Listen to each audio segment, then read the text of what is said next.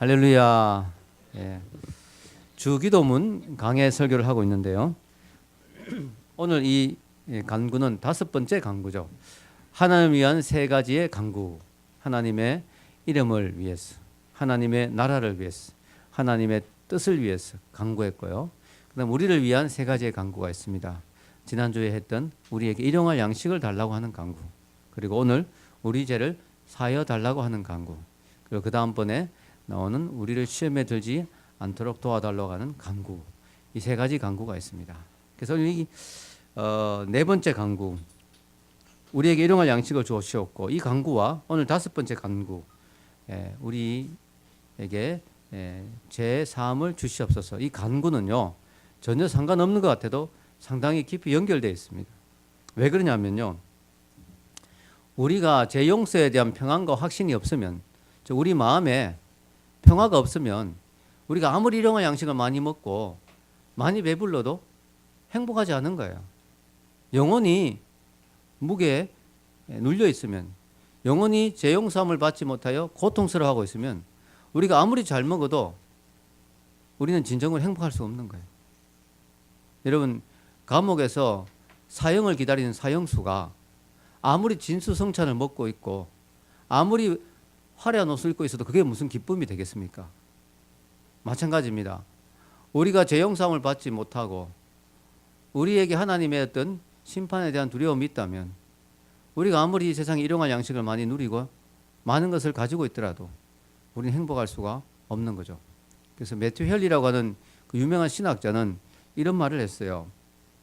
만일 우리가 우리 죄를 용서받지 못한다면 우리가 일용할 양식은 도살용 양을 살찌게 하듯이 우리를 살찌게 하는 것밖에 되지 않는다.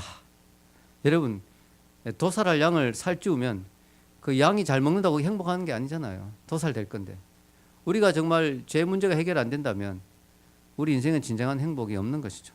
그래서 우리가 반드시 용서를 받아야 됩니다. 이 죄 문제를 해결해야 됩니다. 우리 육체의 일용할 양식이 필요하듯이 우리 영혼의 날마다 하나님의 죄 용서함이 필요한 것입니다. 아멘입니까? 예, 필요한 것이죠. 그래서 하나님은 이 일용할 양식 뒤에 바로 영혼의 평화를 위한 이 죄 용서의 기도를 같이 넣으신 거죠. 실제로 이 주기도문의 원문으로 보면 이 일용할 양식과 또 죄 용서 사이에는 그리고라는 접속사가 있어요. 우리에게 일용할 양식을 주시고 그리고 죄도 용서해 주시고, 이게 연결되어 있다는 것이죠. 이 세상에 깨어진 관계만큼 아픈 게 없어요. 여러분, 우리 인간관계에서 관계의 평화가 정말 중요합니다. 아무리 잘 먹고 높은 지위를 누리고 또 아무리 많은 것을 가지고 있다 하더라도 가장 가까운 사람들의 관계가 깨어진다면, 서로 용서하지 못하고 산다면, 또 하나님과의 관계가 깨어져서 하나님으로부터 용서함을 받지 못하고 산다면 그 마음에는 평화가 없는 것입니다. 그래서 우리가 진정한 영혼의 안식을 위해서도 우리에게는 이 죄 용서의 은혜가 필요한 것이죠. 우리 하나님 인간을 만드실 때 서로 용서할 수 있는, 또 용서받아야 되는 존재로 만드셨습니다. 하나님께도 용서받아야 되고 서로를 용서하면서 살 수 있는, 또 그렇게 살아야 되는 존재로 만드셨어요. 어떤 사람이 이렇게 비유를 하더라고요. 우리는 태어날 때부터 아름다운 배낭을 하나 선물 받는다. 우리 등에 배낭이 하나 있는 거예요. 근데 남을 용서하지 못할 때마다 1kg 되는 벽돌을 하나씩 넣는 것과 같다.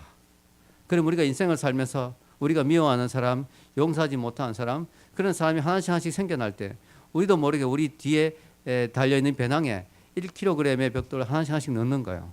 그렇게 되면 우리 배낭이 얼마나 무거워지겠습니까? 우리 인생이 얼마나 공고해지겠습니까? 우리 인생의 순례의 길이 얼마나 무거워지겠습니까? 그러므로 반드시 우리는 이 죄 용서함의 은혜가 있어야 되는 것입니다. 여러분, 우리가 용서에 관한 이 말씀을 생각할 때요, 2가지 오해가 있을 수 있어요. 2가지 오해. 오늘 이 기도문, 우리에게 잘못한 자를 용서해 주듯이 우리 죄를 용서해 주십시오, 이 기도에 2가지 오해가 있을 수 있는데요. 첫째는요, 여기서 말하는 죄 용서는 우리의 구원에 관계된 죄 용서가 아니라는 사실을 아는 게 중요합니다. 여러분, 주보에 빈칸이 있죠. 혹시 볼펜 없는 분은 손 들어주시면 뒤에 볼펜 주실 것입니다. 자, 우리의 구원에 관계된 죄 용서가 아니다. 여러분, 많은 사람들이 구원에 관한 죄 용서가 필요하죠. 예수님을 믿고 구원받는 거, 죄 용서함을 받는 거 필요합니다. 그러나 여기서의 이 용서는요, 구원에 관계되는 죄 용서는 아니에요. 왜냐? 우리는 이미 주기도문을 시작할 때 하늘에 계신 우리 아버지여라고 시작하잖아요. 우리는 이미 구원받은 사람들이에요. 그러니까 이거는 구원을 위한 죄 용서는 아니에요. 이미 하나님의 자녀가 되었어요. 그럼 뭐냐? 이것은 우리가 이미 구원받았지만 인생을 살다 보면 우리가 죄를 지을 수 있죠. 실수할 수도 있고 남을 미워할 수도 있고 남에게 잘못할 수도 있고 하나님께 우리가 죄를 지을 수도 있고 이런 죄들 이걸 이제 영어로 뭐 debt, 빚이라는 걸로 표현하기도 하고요. 또 부채라고 표현하기도 하죠. 이게 복수예요, 복수. 우리의 죄들. 그러다 이 하나님 앞에 우리가 이 오리지널 신, 하나님과 관계가 깨어진 이 근원적인 죄는 단수거든요. 신, 죄거든요. 그런데 이 죄는 복수의 죄예요, 복수. 이렇게 여러 가지 우리가 구원받은 이후에 짓는 죄죠. 만약에 우리 죄를 전부 다 회개해야 구원받을 수 있다면 우리가 회개하다 하나도 까먹으면 그것 때문에 지옥 가면 안 되잖아요. 그러니까 우리 하나님 앞에 구원받기 위해서는 한 번만 회개하면 돼요. 내가 하나님 모르고 살았던 죄, 내가 하나님 인정하지 않고 살았던 죄, 내 마음대로 살려고 했던 죄, 하나님의 뜻과 상관없이 살려고 했던 죄, 그 죄를 회개하는 거죠. 그럼 하나님과 관계가 회복되죠. 그런데 그 이후에 우리가 죄들을 지을 수는 있습니다. 예수님은 그것을 이렇게 표현했죠. 목욕으로 표현했죠. 목욕과 발 씻는 걸로. 자, 우리가 잘 알듯이 예수님이 세족식을 하십니다. 그래서 제자들의 발을 씻기니까 제자 중에 베드로가 또 나서서 예수님 어떻게 선생님이신 예수님이 랍비신 주님이 어떻게 제 발을 씻습니까? 저 발은 씻지 마세요 하니까 예수님이 참 너 겸손하구나 이렇게 안 하시고 내가 내 발을 씻지 않으면 너하고 나하고 아무 상관이 없다.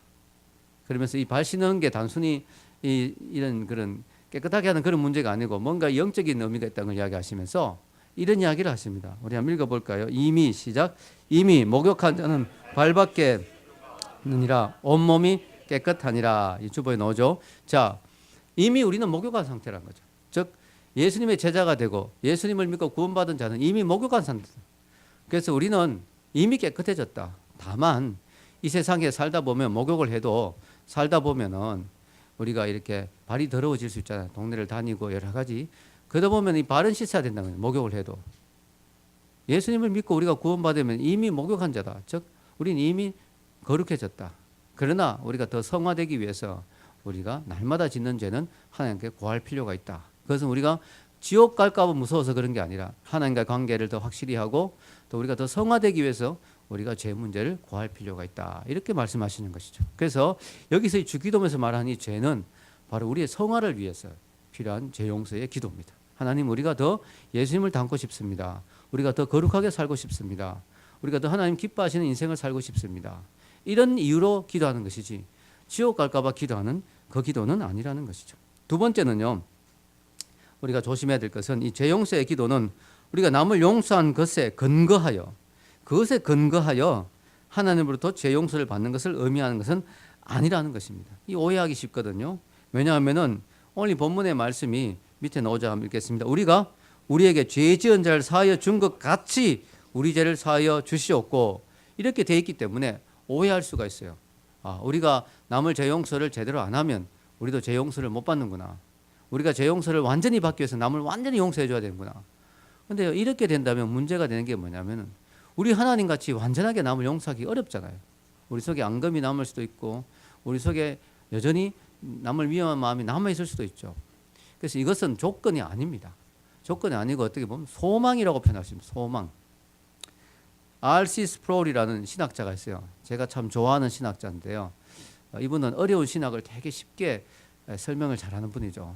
저의 그 모델입니다. 롤 모델인데 이분이 이런 말을 했어요. 이 기도는 우리의 구원의 용서, 죄 용서에 대한 조건이 아니라 하나의 소망이다. 왜냐하면 하나님이 만약에 정말 이 말씀대로 다른 사람들에게 용서를 베푸는 것에 근거해서 그거에 근거해서만 나를 용서한다면 난 망할 수밖에 없다. 나 하나님처럼 완전하게 남을 용서할 수 없다. 그래서 이것은 하나님이 표현은 이렇게 했지만 이 조건에 근거해서 널 용서해 주는 게 아니라 우리의 죄 용서는 예수님의 보혈에 근거해서 용서받는 거예요. 다만 너희들이 이런 사람이 됐으면 좋겠다. 내가 너희들 이렇게 열심히 용서해 주니까 너희들도 용서해 주는 사람이 되면 좋겠다 하는 하나님의 바라심. 즉 우리는 이 기도를 통해서 하나님을 닮아가도록 하나님의 인자하신가 하나님의 자비하심과 하나님의 용서하심을 닮아가도록 우리가 그렇게 따라가도록 하는데 목적이 있다는 거죠. 이 기도를 통해서 우리는 하나님도 우리를 자꾸 용서해 주시니까 우리도 남을 자꾸 용서해 줘야 되겠다, 이런 것들을 생각하게 하는 그런 기도라는 것이죠. 여러분, 용서는 참 고귀하지 않습니까? 용서는 너무나 귀하고 아름다운 것이죠. 우리는 용서할 때 하나님을 닮아가는 거예요. 남을 용서해 줄 때 우리는 하나님을 닮아가는 거예요. 윌리엄 아더워드라는 분이 이런 말을 했어요. 여기 제가 적진 않았는데요, 많이 와닿더라고요. 우리가 복수할 때 우리는 짐승 같다. 우리가 누군가를 판단할 때 우리는 인간 같다. 그러나 우리가 용서할 때 우리는 하나님 같다. 참 멋있는 말이죠.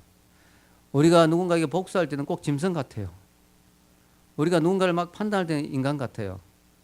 그러나 우리가 누군가를 용서할 때는 우리는 하나님 같아요. 우리가 누군가를 용서해 주면서 우리는 하나님을 닮아가는 거예요. 이 하나님의 소망, 이 기도를 가르쳐 주신 이유는 우리가 이렇게 남을 용서해 주면서 하나님을 닮아가라는 그것을 우리에게 가르쳐 주시는 거죠. 우리는 하나님께 죄를 지은 존재였습니다. 하나님이 공의로 다스리시면, 즉 우리의 죄를 그대로 다 심판하시면 아무도 하나님 앞에 서 있을 수 있는 사람이 없었어요. 그러나 하나님 우리를 용서해 주셨기 때문에 우리는 이렇게 하나님 앞에 설 수 있는 거죠. 여러분, 여기 이렇게 나와 있을 수 있는 거죠. 이 하나님의 은혜를 우리가 기억하고 이 하나님의 성품을 닮아가라는 것이죠. 세 가지 차원의 용서를 생각해 보겠습니다. 우리가 이 세상을 살다 보면요, 용서받아야 될 일도 많고 용서해 줘야 될 일도 많은데요, 이 세 가지를 생각해 보겠어요. 세 가지 차원의 용서. 첫째는요, 하나님께로부터 얻는 용서죠. 자, 우리 인간은 누구나 죄인입니다.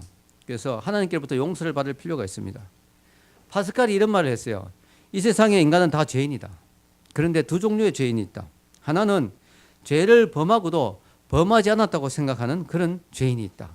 또 하나는 죄를 범하고 난 뒤에 자기의 죄를 깨닫는 죄인이 있다. 그런데 전자는 희망이 없는 죄인이다. 즉 우리는 다 죄인인데 죄를 지어놓고도 죄인이라는 사실을 인정하지 않는 사람은 희망이 없다. 그러나 죄를 지었지만 자기가 죄인이라는 사실을 깨닫고 인정하는 사람은 그래도 소망이 있다, 희망이 있다. 왜냐, 하나님께 용서받을 수 있는 길이 있기 때문에. 여러분, 하나님이 예수 그리스도를 우리에게 주셨습니다. 예수님이 우리를 위해서 십자가에 못 박혀 죽으셨습니다. 그 예수님의 십자가의 그 사건은 하나님 우리를 용서할 수 있는 근거가 됩니다. 하나님, 우리가 진심으로 회개하면 그 어떤 죄도 용서받을 수 있다고 말씀하십니다. 이사야서 1장 18절 같이 한번 읽어보겠습니다. 여호와께서 말씀하시되 오라 우리가 서로 변론하자. 너희 죄가 주홍 같을지라도 눈과 같이 희어질 것이요 진홍같이 붉을지라도 양털같이 희게 되리라. 아멘. 성경은 분명히 말하고 있습니다. 우리 죄가 주홍 같고 진홍같이 너무너무 붉은 죄일지라도 우리가 양털같이 희질 수 있다. 그 근거는 예수님의 그 십자가의 보혈, 하나님의 용서의 사랑 때문이죠. 인생에서 가장 큰 기쁨 중에 하나는 용서해 주는 기쁨과 용서받는 기쁨입니다. 여러분 경험해 보시면 알 거예요. 용서를 받았을 때 너무 기쁘죠. 용서해 줄 때 기쁩니다.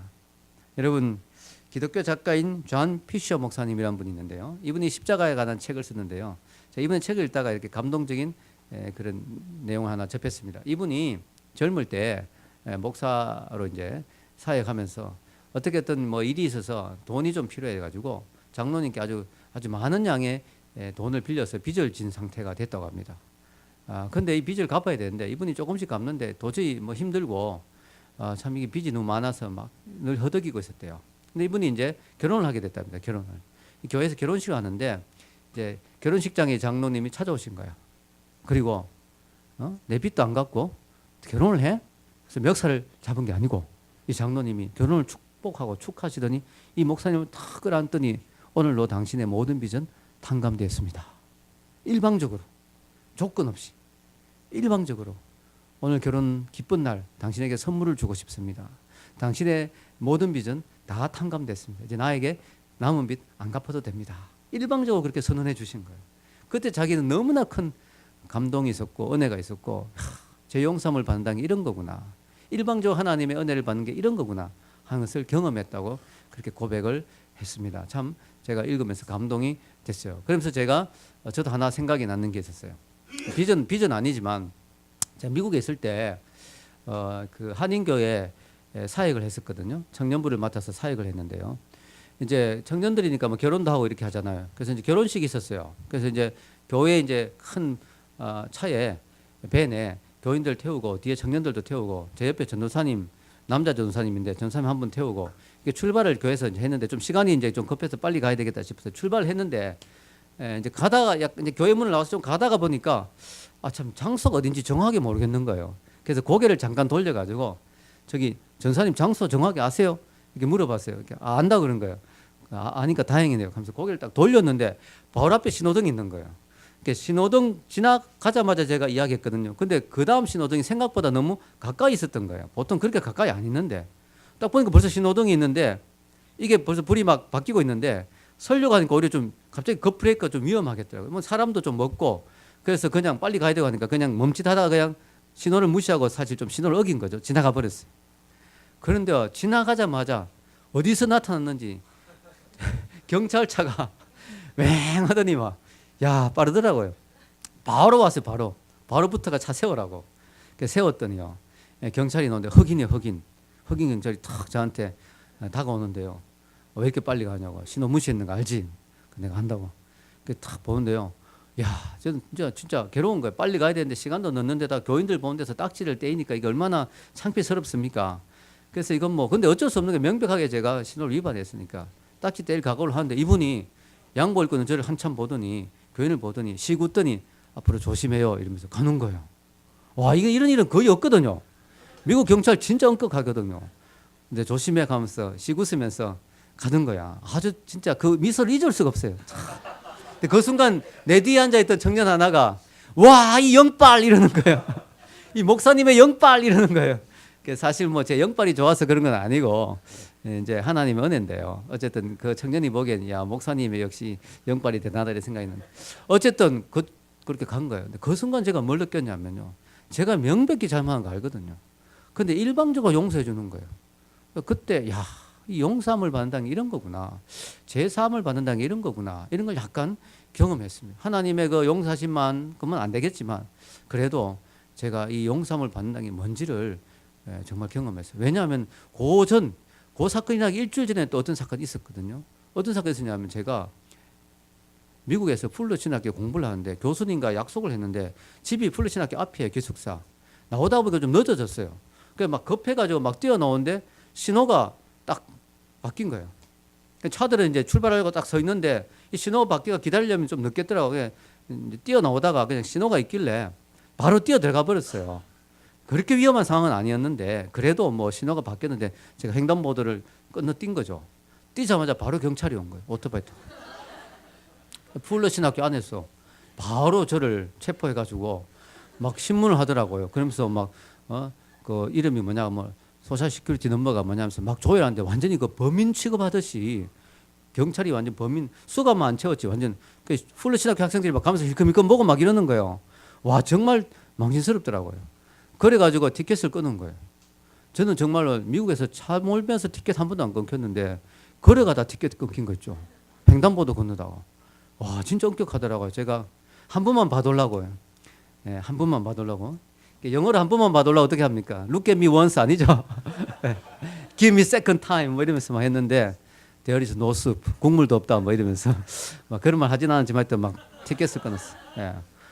그래가지고요. 티켓을 끊고 나니까요. 진짜 허탈한 거예요. 이거는 뭐 자동차 먼 것도 아니고 진짜 길 건너는데 이 티켓까지 끊을 필요가 있냐. 제가 학생이라고 다 이야기했는데 교수님 때문에 늦다고 막 이야기했는데도 그걸 겪고 나니까 그 다음 주에 있었던 그 경찰의 그 호의가 더 감사한 거예요. 너무 고맙다 이런 생각이 드는 거예요. 여러분 우리가 하나님께로부터 재용삼을 받는다는 거 참 감사한 거죠. 왜냐하면은 내가 하나님이 나를 내 지은 죄대로 심판해도 나는 할 말이 없는데 명백히 내가 죄인인데 여러분 죄인이잖아요. 저도 죄인이고 우리 얼마나 자주 죄 짓습니까? 얼마나 하나님 뜻대로 살지 않고 우리 마음대로 살고 그런데요 하나님 우리를 일방적으로 용서해 주셨다. 그것도 자기 아들을 희생시키면서 우리에게 용서를 베풀어 주셨다. 이것은 너무나 큰 은혜죠. 그게 바로 오늘 하나님께로 받는 용서인 것입니다. 성경 요한일서 1장 9절입니다. 같이 읽겠습니다. 만일 우리가 우리 죄를 자백하면 그는 미쁘시고 의로우사 우리 죄를 사하시며 우리를 모든 불의에서 깨끗하게 하실 것이요. 아멘. 성경은 분명히 약속했습니다. 우리가 하나님 앞에 죄를 용서하고 자백하면 하나님은 우리의 죄를 깨끗하게 해주신다고 약속을 했습니다. 두 번째는 자신에 대한 용서죠. 자신에 대한 용서. 많은 사람들이 하나님이 이미 그 사람을 용서해 주셨는데 회개했는데도 계속 자기의 죄 문제를 가지고 괴로워하는 사람이 있어요. 사람이 참 이상한 게 의외로 자기의 잘못한 실수나 잘못은 잘 용서해요. 합리화하고 자기 변명하고 뭐 그럴 수도 있지. 다 그런 거 아니야? 근데 생각보다 사람이 자기가 지금 큰 죄는 오히려 용서를 못해요. 내가 어떻게 그럴 수가 있지 하면서 수치심과 괴로움과 열등감과 고통으로 평생을 사는 사람도 많습니다. 하나님 이미 그 사람 용서해 주셨고 또 그 사람에게 해를 당한 사람도 그 사람 용서해 줬는데도 그 사람이 스스로를 용서하지 못해서 평생을 정말 고통스러워하면서 사는 경우도 많아요. 때로는 우리가 우리 자신을 용서해 줄 필요도 있습니다. 하나님 우리를 용서해 주셨다는 확신이 든다면 우리도 우리 자신을 용서해 줄 필요가 있는 것이죠. 이사야서 43장 25절 말씀이 있습니다. 읽겠습니다. 곧 나는 나를 위하여 내 허물을 도말하는 자니 내 죄를 기억하지 아니하리라. 내 죄를 기억하지 아니하리라. 어떤 분은 이렇게 표현해요. 하나님이 우리 죄를 깊은 바다 속에 던지시고 거기에 이런 편말을 붙여놨다고. 낚시금지. 이런 편말을 붙여놨다고. 여러분 이미 하나님이 용서해 주셨다면 우리는 다시는 그것을 기억하고 그것 때문에 괴로워할 필요가 없어요. 이제는 그렇게 살지 않으면 되는 거죠. 세 번째 이웃에 대한 용서죠. 이게 이제 오늘 주기도문의 사실은 포인트인데요. 우리가 하나님께 우리 죄 용서함을 받았으니까 이제 우리도 이웃을 좀 용서해 주면서 살아라. 이렇게 이야기하는 거예요. 그래서 여러분 어떤 분은요. 이 주기도문의 이 기도 중에 제일 힘든 기도가 이 기도라는 거예요. 주기도문에 여러 기도가 나오자 하나님 뭐 이름이 거룩히 여김을 받으시오며 하나님 뜻이 이루어지면 근데 제일 힘든 기도가 이 기도라는 거예요. 왜냐하면은 내 마음에 남을 용서해 주지 않는 마음이 있다면 이 기도가 안 나오는 거예요. 이 기도 할 수가 없는 거예요. 제가 신학교 때 저희 방 같이 쓰던 전도사님이 저한테 좀 큰 실수를 해가지고 너무 화가 나는 거예요. 제가 그래서 제가 좀 짜증을 냈거든요. 그리고 관계가 서먹해졌어요. 그때부터 주기도문을 하는데 이 기도가 잘 안 되는 거예요. 나도 용서 못하고 있으니까.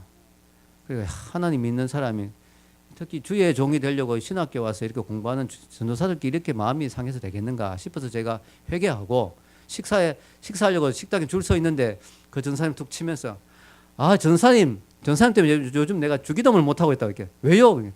그때 우리 그런 사건이 있었잖아요. 자기도 막 웃으면서 저도 잘못했다고 이러면서 우리가 화해한 경험이 있거든요. 여러분 우리가 주기도문에 이 기도를 하는 건 어려운 거예요. 여러분 마음속에 누구를 미워하고 있으면 이 기도문을 사실 하기 어려운 거예요. 제가 아는 목사님은요. 주기도문 할 때 이 기도를 빼고 했대요. 빼고. 왜냐하면 이분은 누구를 너무너무 미워했냐면 일본 사람을 너무너무 미워한 거예요. 왜냐하면 자기 아버지가 독립운동을 했는데 독립운동을 하다가 일본군에게 잡혀가지고 감옥살이를 한 거예요. 거기서 얼마나 고문을 많이 당해가지고 나중에 몸이 막 썩어서 몸에서 막 구더기가 나왔대. 너무 썩어가지고. 그래가지고 젊은 나이에 돌아가신 거예요. 자기가 그걸 본 거야. 그 아버지가 돌아가신 모습을 보니까 일본 사람이 너무 미운 거예요. 그래가지고 일본 사람들 때문에 용서를 못 하겠는 거예요. 일본 사람은. 나이 드신 목사님인데 이분이 돌아가셨어요. 몇 년 전에. 근데 그분이 직접 이야기하시더라고요. 설교하실 때. 자기는 주기도문의 이 부분을 건너뛰고 했다고 늘. 도저히 용서를 못 하게. 근데 나중에 이제 이분이 회개하고 그래도 용서해주고 그래도 품어줘야 되지 않느냐. 그래서 이분이 나중에는 일본의 선교사도 교회에서 파송하고 이러면서 그렇게 했다는 이야기를 그분이 직접 하는 걸 들었습니다. 여러분 우리에게 죄 지은 자를 용서하는 게 쉽지 않죠. 용서해줘야 될 근거는 성경에 나옵니다. 잘 아는 성경의 달란트 비유 있죠. 달란트 비유가 아니고 달란트 빚진 자의 비유. 이 사람이 1만 달란트를 빚졌어요. 왕에게. 근데 왕이 그를 불렀어요. 빨리 갚아라고. 갚을 수가 없죠. 절대로 갚을 수 없는 금액입니다. 그런데요, 이 사람이 도저히 못 갚으니까 이게 원래 감옥에 들어가야 되고 처자식도 다 종으로 팔려야 되는데 왕이 너무나 인자한 왕이 봐준 거예요.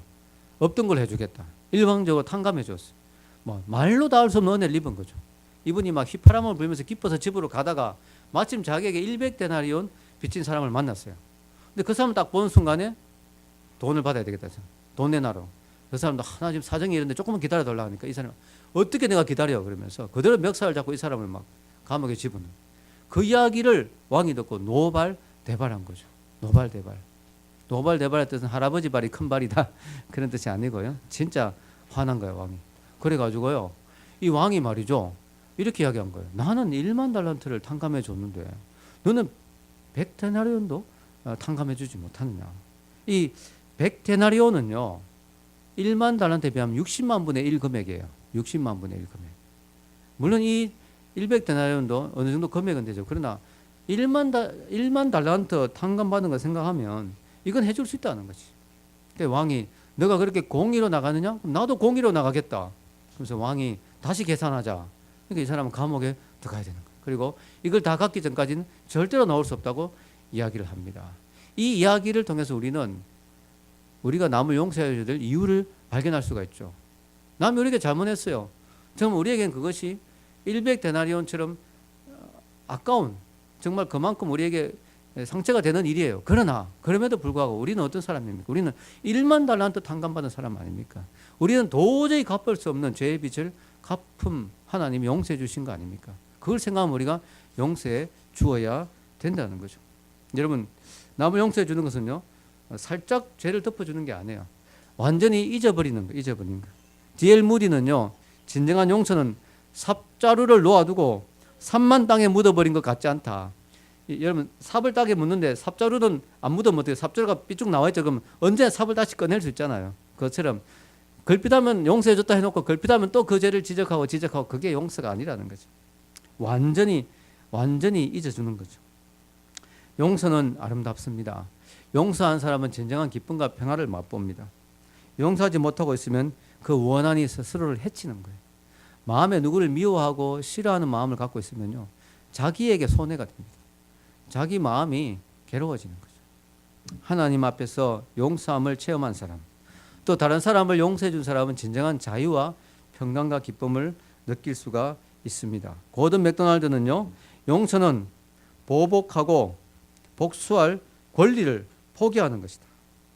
나도 권리가 있잖아. 나한테 잘못했으니까 내가 보복할 권리가 있지. 그러나 그걸 포기하는 게 용서예요. 보복할 권리를 하나님께 맡겨드리는 거죠. 하나님이 알아서 하십시오. 저는 손대지 않겠습니다. 다윗이 그랬잖아요. 사울이 그렇게 자기를 죽이려 해도 보복하지 않잖아요. 하나님께 맡겨버리잖아요. 그런데 끝까지 자기가 하겠다는 사람은 자기가 하나님보다 더 낫다는 거죠. 월권행입니다. 월권행. C.S. 루이스는 이런 말을 했어요. 하나님은 용서하시는데 우리는 용서하지 않으면 우리가 그분보다 더 높은 법정을 세우는 것이다. 여러분, 하나님도 최후 심판 때까지는 심판을 미루십니다. 우리가 나서서 빨리 심판하려고 하면 안 되겠죠. 우리가 용서할 수 있는 이유가 뭘까요? 그것은 바로 하나님의 은혜를, 우리가 얼마나 큰 은혜를 받았는가를 기억할 때만 용서할 수 있죠. 즉, 내가 받은 용서에 감사하는 사람만이 진정으로 용서할 수가 있습니다. 그래서 여러분, 진정한 용서는 하나님께로부터 시작되는 거예요. 우리는요, 에덴 동산에서부터 하나님께 반역했잖아요.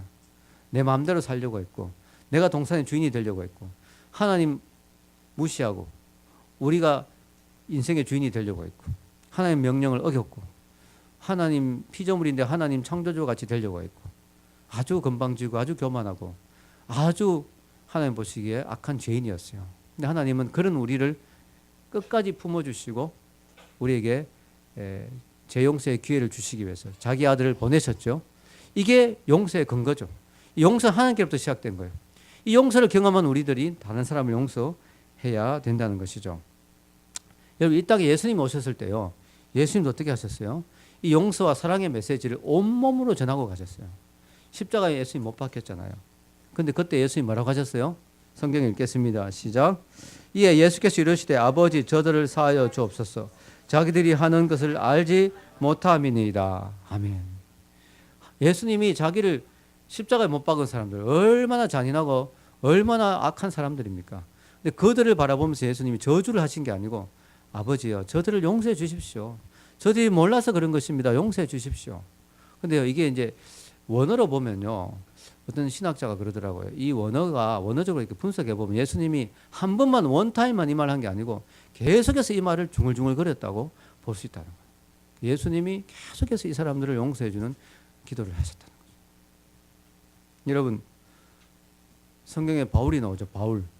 이런 바울은 고린도전서 13장을 썼습니다. 고린도전서 13장에 보면 무슨 장이죠? 그 장이 사랑장이죠. 사랑은 언제나 오래 참고, 사랑은 온유하며, 사랑은 교만하지 아니하며. 참 주옥 같은 문장이죠. 이걸 보면 여러분, 야, 진짜 바울은 어떻게 이렇게 사랑이 많을까? 사랑이 넘치는 사람 같아 보여요. 여러분, 근데 바울을 가만히 이렇게 연구해 보면 바울은 결코 그렇게 사랑이 많은 사람이 아니었어요. 바울은 사실 무서운 사람이었어요. 바울은요, 예수 믿는 사람들 잡아 죽이고 정말 감옥에 집어넣고 막 눈을, 아마 예수 믿기 전에 바울의 눈을 보면 무서웠을 거예요. 막 살기가 등등하고 말이죠. 도끼가 올라 있고 말이죠. 막 예수 믿는 사람 어딨냐고 막 그 사람들 보면 막 잡으려고 막 뛰어가고 막 무시무시한 사람이었어요. 스데반 돌로 쳐 죽인데 눈 하나 깜짝하지 않고요. 같이 막 같이 동참하고 이런 사람이었거든요. 근데 어떻게 바울이 이런 사랑장을 쓸 수 있냐는 거예요. 어떻게 이렇게 될 수 있었을까요? 그것은 바로 바울이 하나님의 무한하신 사랑, 말로 다 할 수 없는 은혜, 정말 표현할 수 없는 용서를 경험했기 때문에 바울이 변한 거예요. 변한 거예요. 바울의 고백을 보면 나오죠. 디모데 전서 1장 13절에서 14절 이렇게 고백합니다. 읽겠습니다. 내가 전에는 비방자요 박해자요 폭행자였으나 도리어 긍휼을 입은 것은 내가 믿지 아니할 때에 알지 못하고 행하였음이라. 우리 주의 은혜가 그리스도 예수 안에 있는 믿음과 사랑과 함께 넘치도록 풍성하였도다. 아멘. 하나님이 바울을 일방적으로 용서해 줬어요. 왜? 몰라서 그랬으니까. 그게 하나님을 위하는 거라고 생각해서 몰라서 그랬으니까 하나님이 일방적으로 바울을 용서해 주었어요. Amazing Grace죠. 말로 다 할 수 없는 은혜입니다. 바울이 고백합니다. 나는 전에 핍박자요, 폭행자요, 비방자고 하나님이 싫어하는, 하나님이 정말 원하지 않는 그런 악한 일을 한 사람이었다. 그런데 하나님의 그리스도 예수 안에서 은혜와 긍휼이 넘치고 풍성해서 나 같은 사람도 하나님이 살려주셨다. 나 같은 죄인 살리신. 그걸 경험하니까 바울이 어떻게 돼요? 그 바울이 이제는 사랑할 수밖에 없는 거예요. 다른 사람을 용서해 줄 수밖에 없는 거예요. 다른 사람을 덮어줄 수밖에 없는 거예요. 다른 사람을 품어줄 수밖에 없는 거예요. 그래서 바울은 진리 문제 아니라면 바울은 이제 용서해주고 안아주고 포용해주고 덮어주는 사람으로 변한 것입니다. 왜냐? 바울이 너무나 큰 용서를 경험했기 때문이죠. 우리가 다른 사람을 용서할 수 있는 근거가 어디 있느냐? 우리가 먼저 그런 용서를 경험했다는 사실을 기억할 때, 우리가 얼마나 큰 은혜를 받았는가를 기억할 때, 그것에 감사할 때 우리는 다른 사람을 용서할 수 있는 근거가 되고 그런 힘을 얻게 되는 거죠. 여러분이 보셨는지 모르겠지만 배너라는 영화가 있죠. 배너. 이 배너는 정말 감동적인 영화입니다. 이 배너는요, 배경이 예수님 당시예요. 예수님 당시 예루살렘입니다. 여기에 주다 배너라고 하는 그 지역에 아주 큰 부호의 그런 장남이 있었어요. 이 사람은 뭐 돈도 많고 사회적인 지위도 높은 사람이었는데 문제는 뭐냐? 그 친구가 메살라라는 친구가 있는데 이 친구가 혼민간이 돼서 왔어요. 로마의 혼민간. 그런데 문제는 여기에 이제 어떤 사건이 발생하게 되죠. 그래가지고 베너와 그의 엄마 그리고 그의 누이 동생이 누명을 덮어쓰고요. 이 메살라가 도와줘야 되는데 친구인데 출세를 위해서 베너를 배신해 버렸어요. 그 베너는 아주 원한을 품게 되죠. 그러면서 노예선으로 끌려갑니다. 죽음의 노예선. 정말 거기서 1년 이상 살아남은 사람이 없었어요. 채찍에 맞으면서 노만 져야 되니까 사람이 죽는 거예요. 근데 베너는 그 눈에 막 살기가 등등한 거죠. 나는 무조건 살아야 된다. 반드시 복수해야 된다. 그래서 3년을 버틴 거예요. 3년을. 그러다가 이제 베너가 기적적으로 전쟁 가운데 이 배를 졌다가 기적적으로 그 집정관을 구해주게 됩니다. 그 때문에 그 사람이 자기 목숨을 살려준 베너를 너무나 고마워하게 되고 그의 양자로 삼게 되죠. 베너는 정말 놀라운 그런 은혜로 베너는 그 노예 몸에서 해방되고 아주 높은 지위, 집정관의 양아들이 되는 높은 지위를 얻게 되죠. 그리고 그는 다시 자기 고향으로 돌아가게 됩니다. 왜냐? 어머니와 누이의 생사가 너무나 궁금했기 때문이죠. 갔는데 보니까 알 수가 없어요. 거기에 있었던 자기가 그 집에 있었던 그 노예 여자가 있었어요. 그 여자가 베너가 사실은 사랑하던 여자였는데 그 여자가 혼자 집을 지키고 있어요. 그 여자 이름이 에스더입니다. 에스더를 만나게. 그 어머니와 누이의 행방을 알 수가 없어요. 그런데 이제 베너가 막 수소문을 하는데 지위가 있으니까 막 알아내라고 막 했더니 다 거쳤더니 조사해 보니까 지하 감옥에 집어넣었는데 3년 동안 햇볕을 못 봐가 문둥병 환자가 되어 있는 거예요. 그래가지고 그들이 문둥병 환자들이 사는 곳으로 쫓겨가 버렸어요. 찾을 수가 없어요. 베드는 그 마음에 막 불타죠. 이 정오심이. 그러다가 이제 전차 경기, 그 마차 경기를 하는데 마차 경기에서 이제 메살라가 베드를 막 야비하게 죽이려고 하다가 오히려 자기가 죽게 되죠. 죽으면서 그가 이렇게 이야기합니다. 너가 이긴 줄 아느냐? 내가 이겼다 사실은. 너의 어머니와 누이는 문둥병자가 되어 지금 비참하게 했다. 내가 이겼다. 이러고 죽는 거야. 죽였는데도 베드의 마음에는 더 좋은 심이 끌어오르는 거죠. 그런데 어떤 일이 났느냐? 그때 예수님이 십자가에 못 박힌 사건이 일어난 거죠. 예수님 십자가에 못 박히는데요. 못 박힐 때 막 피를 흘리시잖아요. 비가 막 쏟아집니다. 온몸이 막 피투성이가 되는데 그 장면이 너무 감동적이에요. 빗물과 섞여서 쫙 그 보혈, 그 귀한 보혈이 쫙 쏟아지면서 막 천둥 번개가 치는데요. 그 에스더와 그 엄마 또 누이, 에스더는 이제 문둥병 안 걸렸지만 그들 찾아간 거예요. 그 문둥병 환자촌에 찾아갔는데 그들 만났는데 비가 오니까 동굴 속에 숨어 있는데 그 순간에 예수님이 돌아가신 순간에 천둥 번개가 치면서 그들의 문둥병이 깨끗하게 나와버린 거예요. 기적이 일어난 거죠. 너무 감사한 거죠. 그리고 이제 집으로 돌아갔는데 베드는 그 사실을 몰랐어요. 예수님이 못 박힌 장면을 보다가 집으로 돌아왔는데 에스더를 만난 거죠. 거기서 이야기합니다. 오늘 예수님이 죽는 장면을 자기는 봤다고. 근데 그분이 죽으면서 이런 말을 남겼다고. 저들의 죄를 용서해달라고. 주님의 그 말씀이 나에게 너무나 감동이에요. 자기는 죽어가면서 자기를 죽이는 그들의 죄를 용서해달라고 말씀하시고 죽으셨다. 그 말씀이 내 손에서 칼을 빼앗았다. 그 말씀을 듣는 순간 난 더 이상 복수에 불타오를 수 없었다. 나도 용서하는 삶을 살기로 마음먹었다. 라고 고개를 돌리는 순간에 깨끗하게 나은 자신의 어머니와 누이를 만나게 되는 그 장면이 마지막 장면이죠. 너무나 감동적입니다. 너무나 감동적이죠. 반드시 우리 영화를 같이 한번 여러분을 위해서 제가 그 영화를 다운받아 놨습니다. 반드시 같이 한번 봤으면 좋겠어요. 여러분 바로 그것입니다. 우리가 누군가를 용서할 수 있는 근거가 어디 있습니까? 나도 용서받았다는 거죠. 예수 그리스도의 용서를 경험했다는 거죠. 그 예수님의 그 일방적인 용서를 경험하니까 나도 더 이상 남을 미워하고 있을 수가 없다는 거죠. 내 손에서 칼을 내려놓을 수밖에 없다는 거죠. 오늘 이 사회를 보십시오. 너무나 정글 같은 사회입니다. 너무너무 무서운 사회예요. 복수가 복수를 낳고요. 또 죽이고 또 죽이고요. 이를 갈고 남에게 정말 등 뒤에서 칼을 꽂고요. 이런 이 세상을 치유할 수 있는 방법이 어디 있겠습니까? 그것은 바로 우리가 먼저 예수님의 사랑을 전하는 것. 그 용서의 사랑을 전하는 그 방법 외에는 다른 길이 없는 것입니다. 아멘? 바로 그것입니다, 여러분. 여러분, 나는 죽어도 용서가 안 된다. 나는 죽어도 용서할 수 없다라고 하는 사람이 있다면 여러분 자신 한번 돌아봐야 돼요. 나는 진짜 용서받은 사람이 맞는가? 내가 주님께 용서받은 사람이 맞는가? 죽어도 누굴 용서할 수 없다고 생각하는 사람이 있다면 내가 혹시 용서받지 못한 자는 아닌가 하는 것을 돌아볼 필요가 있습니다. 내가 진짜 용서받았다면 남을 용서할 수 있는 능력이 생길 수 있게 되는 거예요. 그걸 보여주는 아주 충격적인 사건이 있었죠. 2006년 10월 2일 여러분 아미시 마을이라고 들어보세요. 아미시.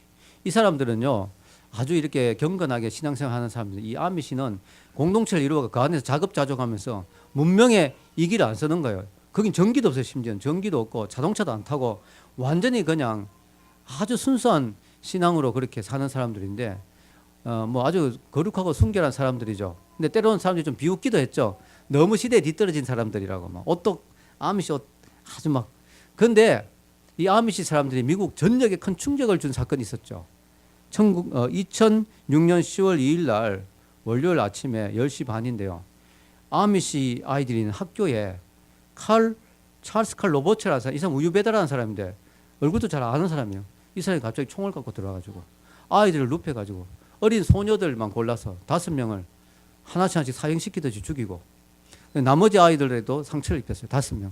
그리고 더 죽이려고 하는데 그 중에 한 소녀가 야 아미시 아이가 정말 대단하죠. 어린 소녀가 앞으로 탁 나오더니 아저씨 저를 죽이시고 좀 다른 애들은 보내주면 안 돼요? 거기 이 사람이 충격받아 자살해버렸어요. 그래 더 이상 죽진 않았어요. 그래가지고 경찰이 막 오고 이랬는데요.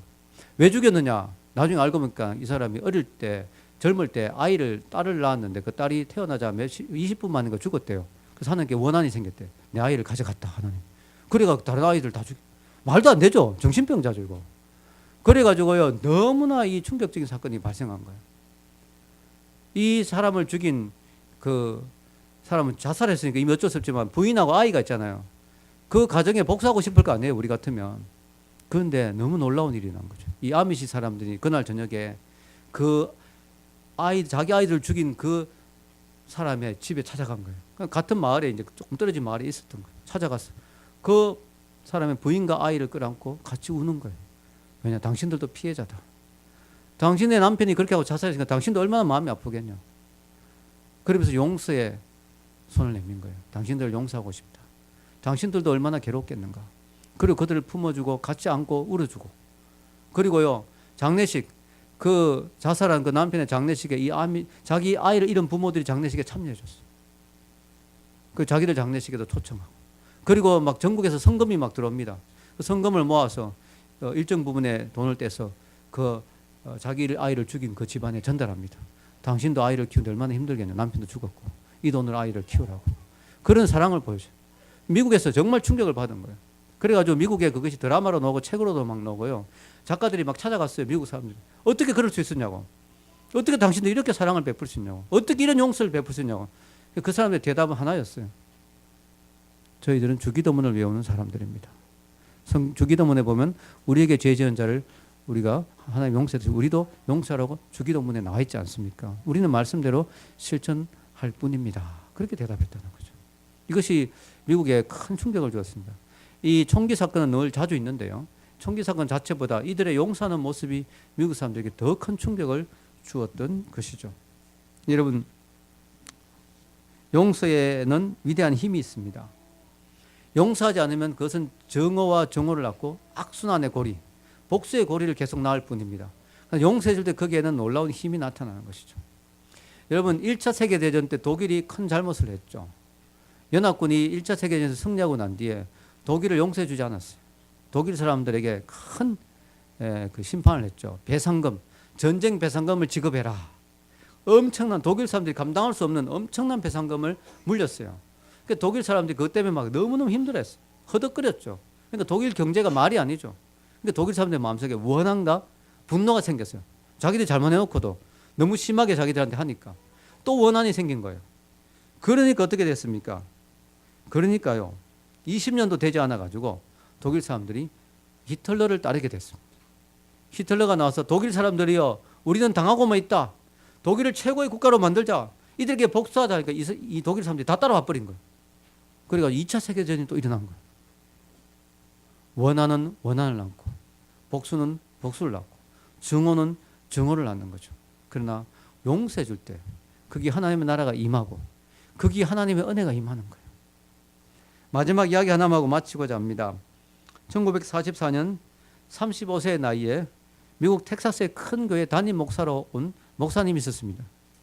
아주 은혜로운 설교를 하시고 성령 충만하시고 말씀도 잘 전하시는 탁월한 목사님이었는데 문제가 생겼죠. 이분에게는 좀 특별한 취미가 있었습니다. 한국하고 미국하고는 좀 다른 것 같아요. 한국의 목사님이 그런 취미가 있다면 좀 황당할 수 있겠죠.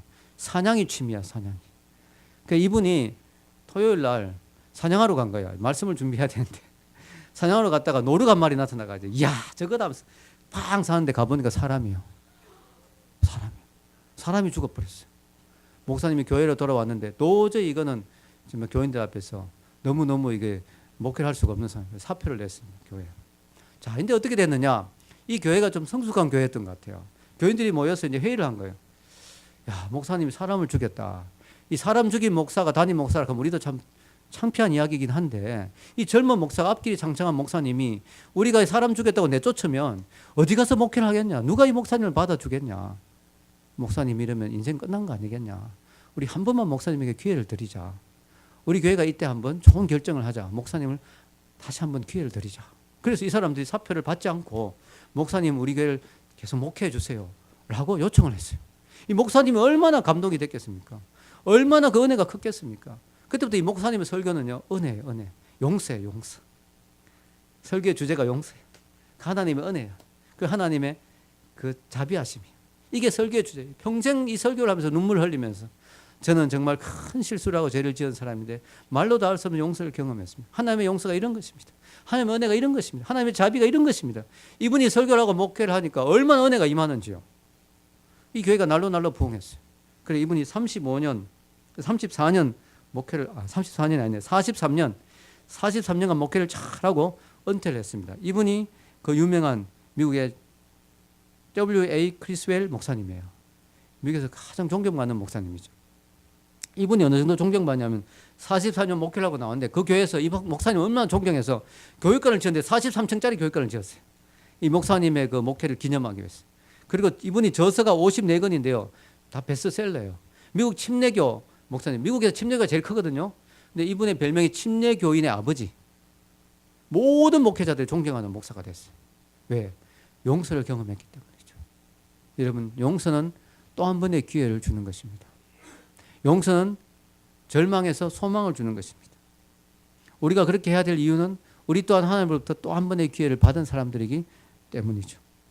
우리는 용서받을 수 없는 죄인이었지만 하나님이 우리를 용서해 주시고 우리에게 기회를 주셨습니다. 여러분, 올 한 해도 여러분 한번 돌이켜 보십시오. 올 한 해가 이제 다 지났는데요. 우리도 얼마나 올 한 해도 또 많은 죄를 지었습니까? 그죠? 얼마나 또 하나님 앞에 많은 실수를 했습니까? 그래도 하나님이 그때 용서해 주셨기 때문에 우리가 여기 이 자리까지 올 수 있었던 것이죠. 그런 용서를 받은 우리, 그런 사랑을 받은 우리 또한 다른 사람을 용서해 주고 하나님의 사랑을 우리를 통해서 흘러보내야 될 줄로 믿습니다. 우리 같이 한번